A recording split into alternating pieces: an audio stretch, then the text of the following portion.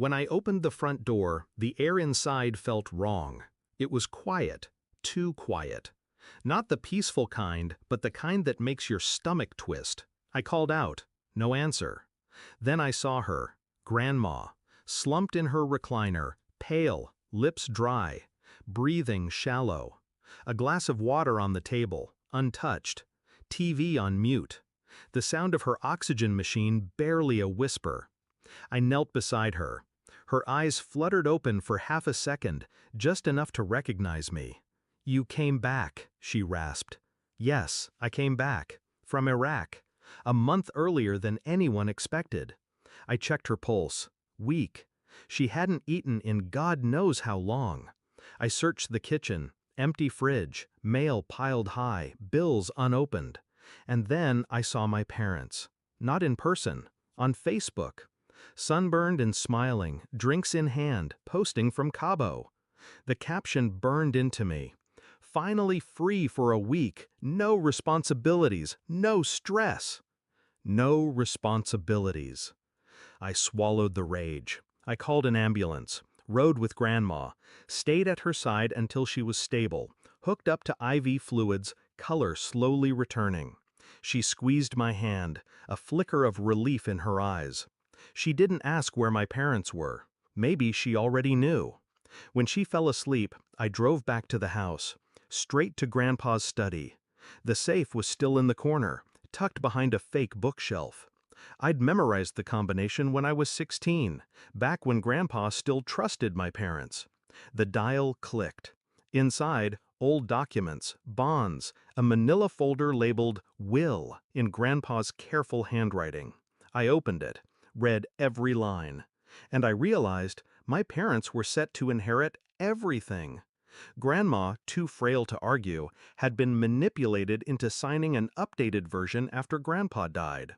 The house, the savings, the land, it was all theirs, unless the will changed again.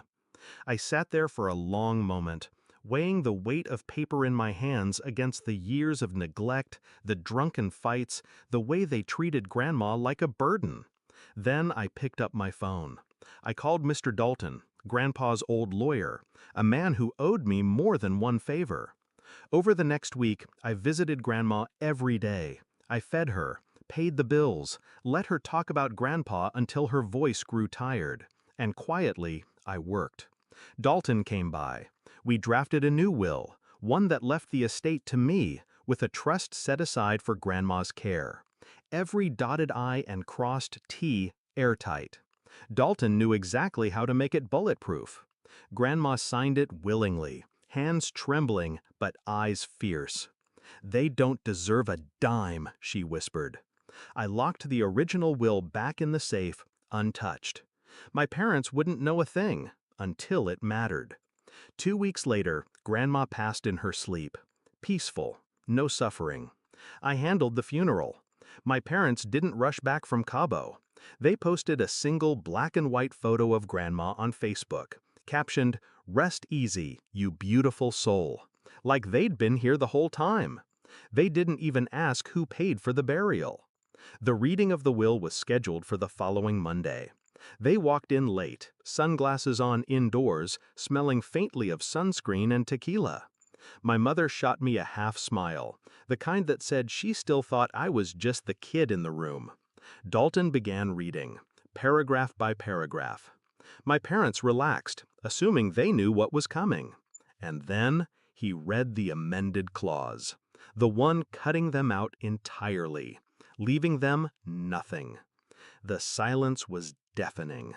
My father's jaw tightened. My mother's face drained of color. This is a joke?" she stammered. Dalton shook his head. "It's legal. Witnessed. Filed." They turned to me. "You did this." I met their eyes. Calm. "No. Grandma did this. I just made sure her wishes were carried out." My father's voice cracked with anger. "You stole from us." "No," I said. "You abandoned her." That's when the phone started buzzing. 60, 82 missed calls over the next 24 hours. My mother's frantic voicemails, my father's furious texts. "We need to talk." "You can't do this! Where are you?" I didn't answer. Instead, I blocked their numbers. The house is mine now. The land, too. I set up a scholarship fund in Grandma's name. Her photo sits on the mantel, framed in gold. Some nights, I walk past her chair. I can almost hear her say it again. "You came back." And I did. Not just for her, for justice.